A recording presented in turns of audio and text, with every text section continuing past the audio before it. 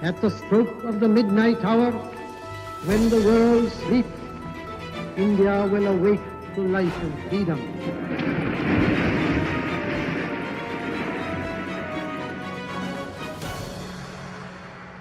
जय Hind, welcome to डीब्रीफ्ड। आज हम बात करने वाले हैं पबजी गेम के बारे में, जो कि हो चुकी है इंडिया में बैन। इंडिया में बहुत कुछ चीजें आजकल अलग चल रही हैं, बच्चों के स्कूल नहीं चल रहे हैं, एग्जाम नहीं चल रहे हैं और अब पबजी बैन हो चुका है। और गंभीरता से इस विषय के बारे में बात करेंगे कि पबजी क्यों दरअसल बैन हुआ इंडिया में। So the total tally of the banned Chinese apps in India is now 224। जैसा कि आप लोग को याद होगा कि पहले भी एक लिस्ट आई थी जिसमें बहुत सारे ऐप को बैन कर दिया, जिसमें कैम स्कैनर और टिकटॉक जैसे मशहूर एप्स इन्वॉल्व थे। अब जो नया जो लेटेस्ट आया है उसमें 118 एप्स को और बैन कर दिया गया है, जिसमें पबजी भी शामिल है। सो गवर्नमेंट ऑफ इंडिया ने जो रीजन दिया है टू बैन दीज एप्स, वो उन्होंने बोला है that these apps are prejudicial to the sovereignty and integrity of India, defence of India, security of state and public order. तो ये गवर्नमेंट कहती है कि इन एप्स की वजह से इंडिया की स्टेट ऑफ सिक्योरिटी पे फर्क पड़ेगा। तो अब आप लोग समझेंगे कि क्यों, कि ऐसा क्या टिकटॉक और पबजी कर सकता है जिसकी वजह से हमारी इंटरनल सिक्योरिटी को थ्रेट है। तो आज हम विस्तार से ये चीज समझेंगे, ये बहुत ही इंपॉर्टेंट चीज है। एंड आप इस वीडियो के एंड तक बने रहिए, मैं आपको सब कुछ बताऊंगा। एंड अगर अभी तक आपको हमारा वीडियो पसंद आए तो आप लाइक, शेयर, सब्सक्राइब करिए, इससे हमारे चैनल को बहुत ज्यादा प्रोत्साहन मिलता है। सो पहले हम थोड़ा पबजी के हिस्ट्री के बारे में बात करेंगे। पबजी जो है दरअसल बहुत ही पॉपुलर गेमिंग ऐप है। इसके करीब 17.5 करोड़ डाउनलोड हैं, जिसमें से 24% इंडियन यूजर हैं। तो इंडिया एक बहुत बड़ा चंक फॉर्म करता है पबजी प्लेयर्स का। पबजी की अगर हम बात करें, पबजी दरअसल जो गेम बनी थी वो अक्टूबर 2017 में एक साउथ कोरियन कंपनी है जिसका नाम है ब्लू होल स्टूडियोज। इन्होंने ये एक्चुअली गेम बनाया था, साउथ कोरियन कंपनी थी, और ये गेम केवल पीसी और कंसोल्स के लिए होता है। पीसी ज्यादा समझ के जैसे कंप्यूटर हो जाता है, और कंसोल इज बेसिकली एक्सबॉक्स या प्ले स्टेशन। तो ये गेम दरअसल सिर्फ इनके लिए ही बना था। उसके बाद चाइनीज कंपनी टेनकेंट की एंट्री हुई। उन्होंने बोला कि ये गेम हमें बहुत पसंद आया, इस गेम का हम एक मोबाइल वर्जन बनाएंगे।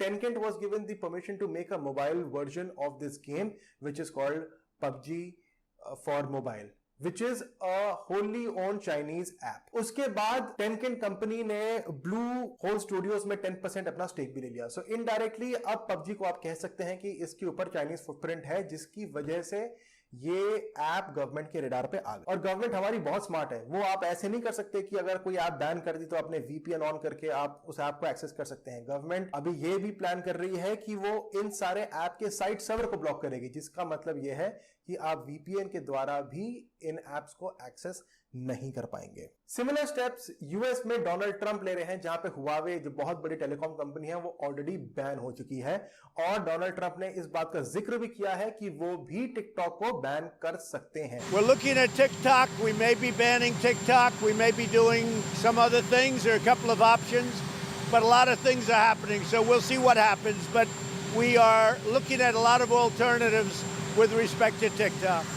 अब हम बात करते हैं मेन मुद्दे की कि पबजी और टिकटॉक से हमारी सिक्योरिटी को क्या फर्क पड़ता है। How does it impact our national security? It has to do with the country के laws, country's laws. It doesn't matter कि एक ऐप अमेरिकन है, इंडियन है, पाकिस्तानी, चाइनीज है, उससे कोई फर्क नहीं पड़ता। फर्क इस चीज से पड़ता है कि उस कंट्री के रूल्स क्या है पर्टेनिंग टू दीज एप्स। तो चाइना में 2017 में एक बहुत ही इंपॉर्टेंट लॉ पास किया गया, जिसका की नाम है the national intelligence law of the people's republic of China 2017। तो ये जी लॉ पास करा गया 2018 में। इस लॉ में बेसिकली ये कहा जा रहा है कि everyone is responsible for state security, की हर नागरिक अपने देश की सुरक्षा के लिए रिस्पॉन्सिबल है। इस लॉ का आर्टिकल 7 की अगर मैं आपको बात बताऊं, जो कि सबसे इंपॉर्टेंट इसका आर्टिकल है, article 7 of the law creates the obligation of Chinese citizens to support national intelligence network. Any organisation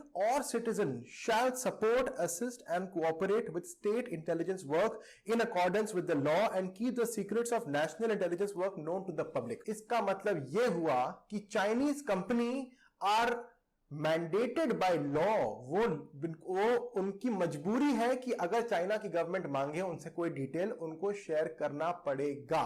this is the major thing which is different between China और इंडिया के लॉज और America के laws. तो अगर आप ये बोलें कि अगर चाइना गवर्नमेंट बोले कि ये बताओ कि कितने लोगों ने पबजी डाउनलोड कर रखा है, ठीक है ना, तो उनको बताना पड़ेगा और उन्होंने क्या परचेज करी है, इस समय उनकी लोकेशन क्या है, इस समय क्या क्या वो लोग एक्सेस कर सकते हैं, ये सब इन कंपनीज को बताना अनिवार्य हो जाएगा. मैं आशा करता हूं कि अब आप समझ गए हो कि क्या रीजन है कि गवर्नमेंट ऑफ इंडिया ने इन एप्स को बैन किया है. एंड हम आपके साथ जुड़े रहेंगे. प्लीज अगर आपको हमारी वीडियो अच्छा लगा तो आप लाइक शेयर सब्सक्राइब जरूर करिए. And we will keep getting back to you with more and more updates on topics that might interest you. Namaskar, Jai Hind.